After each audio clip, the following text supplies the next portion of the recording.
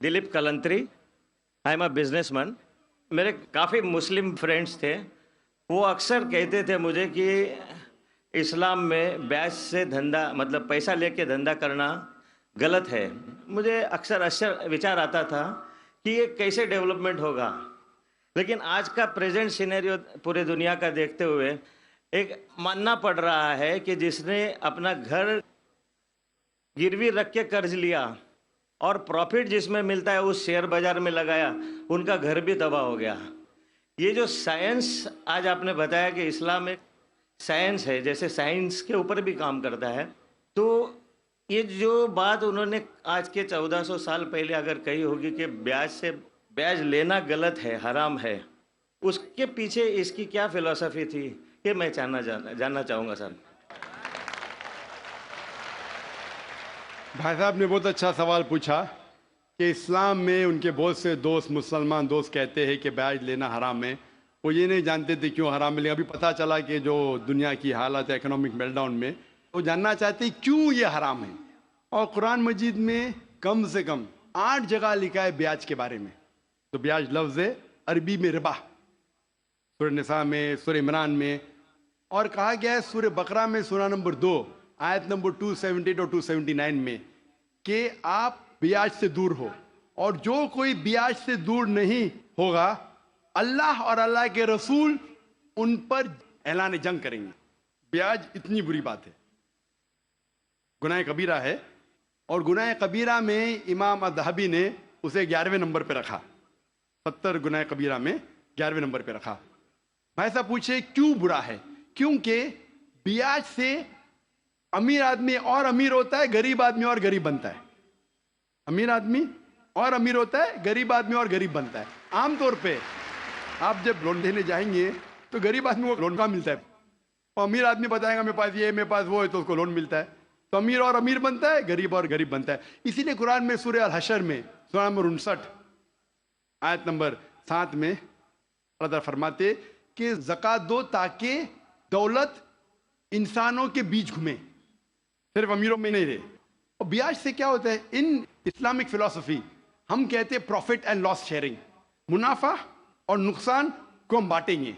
मुनाफा और नुकसान बांटने से पूरी इकोनॉमी तरक्की करती है। और ब्याज से आप बैंक में ब्याज लेते हैं, मुनाफा या नुकसान 8%, 10%, 12% आपको देना ही देना, नुकसान या मुनाफा। लेकिन तो आप देखते शेयरिंग ऑफ द रिस्पॉन्सिबिलिटी, अगर नुकसान हुआ तो हम नुकसान शेयर करेंगे, प्रॉफिट हुआ प्रॉफिट शेयर करेंगे। ब्याज में क्या होता है, मिसाल के तौर पे बैंक में, मैं एक लंबी तकरीर दे चुका हूं इस पे, अभी वक्त नहीं है, सिर्फ ये बोलूंगा कि ब्याज में क्या होता है। मिसाल के तौर पे बैंक ए के पास सपोज 100 रुपया है, वो बैंक बी को 10 रुपया रख के 90 रुपया देती है बैंक बी को। बैंक बी उसमें से 9 रुपया रखता है, बाकी का 90% देता है बैंक सी को। बैंक सी 10% रखती, 90% देती डी को, डी देता है ई को। तो लोग कहते हैं मार्केट में हजारों रुपये है कितने, 100 रुपया। तो आज की तहकीक कहते हैं मार्केट में फ्लोट हो रहा है $6 ट्रिलियन, है तो कुछ नहीं, बहुत कम फ्लोट हो रहा है $6 ट्रिलियन। एक जन बेचता है, सब लोग बेचने शुरू होते। लीमैन ब्रदर्स, कौन सोच सकता था कि लीमैन ब्रदर नंबर 1 बैठ जाएगा। उसके बाद सिटी ग्रुप, एक बेटा सब बेचते गए पूरी दुनिया में एक के बाद एक। तो क्योंकि it doesn't improve the society. Islamic way के अंदर जांच पड़ताल होती, किसको लोन देना किसको नहीं देना, प्रॉफिट एंड लॉस शेयरिंग है। सन 1980 में बैंक फंड करती थी गैम्बलिंग डेन को, शराब खाने को, कॉमन हो गया। इसके बारे में अगर तकरीर मेरी सुनेंगे, interest free economy promulgated by the Quran, रिबा किस तरीके से हराम है, उसके ऊपर तकरीर मैंने की है। अगर वो सुनेंगे उसमें और डिटेल में मैं तस्करा कर रहा हूं क्यों इंटरेस्ट हराम है। लेकिन इन शॉर्ट वापिस से आज Japan, America sending ambassadors Islamic bank के बारे में जानने के लिए। हमारी गवर्नमेंट के पास हम गए थे, मैं फाइनेंस मिनिस्टर चिदम्बरम जो फाइनेंस मिनिस्टर थे उनसे जिक्र किया था कि अब इस्लामिक बैंकिंग क्यों नहीं शुरू। इंशाल्लाह करेंगे, जब मेरी मुलाकात हुई थी जद्दा में। लेकिन आरबीआई परमिशन नहीं दे रही है क्योंकि उन्हें तहकीक नहीं की। इंग्लैंड दे चुकी है, कई ममालिक दे चुके। इंडिया भी अगर इस्लामिक बैंक को जिसमें प्रॉफिट एंड लॉस शेयरिंग है अगर उसकी इजाजत दी तो इंशाल्लाह इंडियन इकोनॉमी भी बढ़ेगी इंशाल्लाह। Hope that answers the question. Krishna Gopal Singh, पत्रकार। میں विद्वान श्री नाइक साहब से ये जानना चाहूँगा कि आज के आतंकवाद पर इस्लाम का क्या नज़रिया है।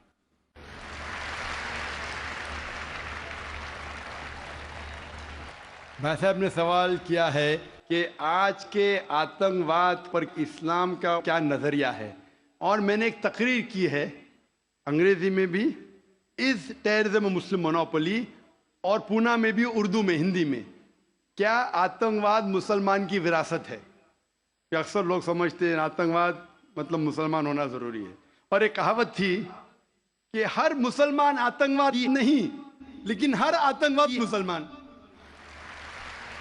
तो इस जुमले के वजह से मैं तकरीर की थी, वक्त की किल्लत है अभी, लेकिन आपने कहा कि आतंकवाद पर इस्लाम का क्या नज़रिया है। कुरान मजीद में साफ अल्फाज में लिखा है, सूरह मायदा में सूरह नंबर 5 आयत नंबर 32 में, अगर कोई भी इंसान दूसरे इंसान का कत्ल करता है, सिर्फ कत्ल के बदले कत्ल, और अगर वो इस ज़मीन पे फसाद फैला रहा है, इन दो वजह के अलावा कोई इंसान दूसरे इंसान का कत्ल करता है, गोया कि ऐसा है कि सारी इंसानियत का कत्ल करता है। कोई भी इंसान दूसरे इंसान का कत्ल करता है, मासूम, चाहे वो मुसलमान हो या गैर मुसलमान हो।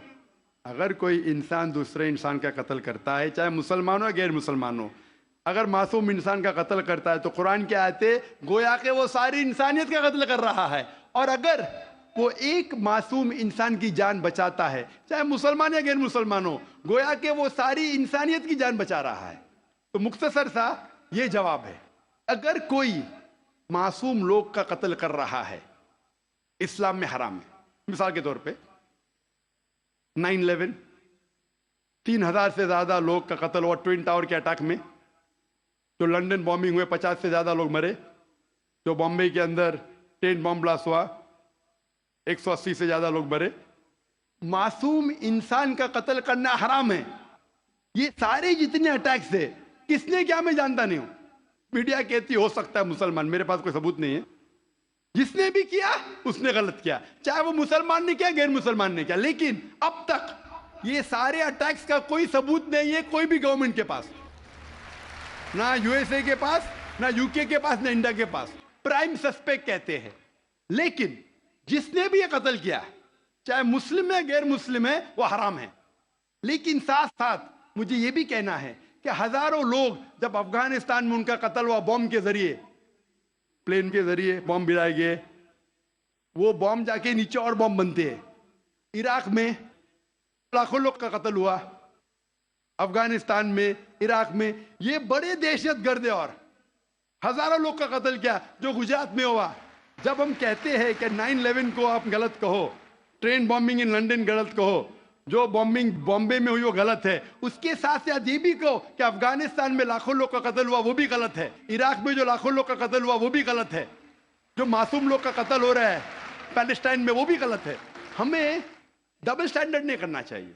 पैलेस्टाइन में हो रहा है, मासूम लोग का कत्ल हो रहा है, बच्चे लोग का कत्ल किया जा रहा है, वो यूएनओ नहीं बोलती है दहशतगर्द। क्यों? Double standard.